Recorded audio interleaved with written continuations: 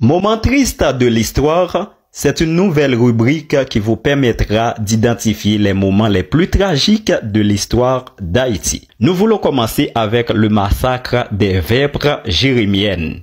En août 1964, à Jérémie, au sud-ouest du pays, des soldats de l'armée haïtienne, menés par l'officier William Regala, les lieutenants Abel Jérôme et Sonny Boge, et par les macoutes Sanet Balmi et Saint-Ange Bontemps, tuent 27 personnes, hommes, femmes et enfants, appartenant toutes à des familles de mulâtres éduqués. Plusieurs familles de Jérémie comme Sanséric, Douin et Ville-Douin sont exterminées. Ce qui est plus étonnant, c'est qu'un enfant de 4 ans, Stéphanie Sanséric, est torturé devant sa mère avant d'être tué. Les macoutes Sonny Boge et Gérard Brunache éteignent leurs cigarettes dans les yeux des enfants en pleurs. Ces assassinats furent commis sur l'ordre de Papa Doc lui-même dans le cadre d'opérations de représailles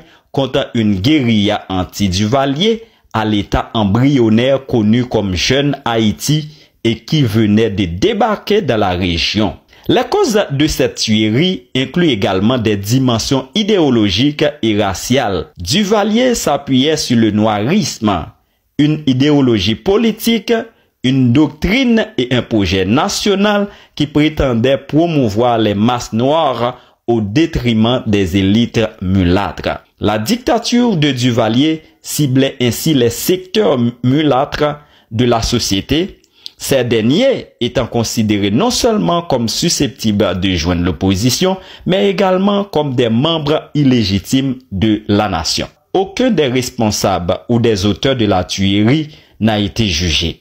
William Regala, qui envoya l'ordre depuis Port-au-Prince de frapper la famille Sanséric, sera promu en 1986 après le départ de Jean-Claude Duvalier en devenant membre de la junte au pouvoir.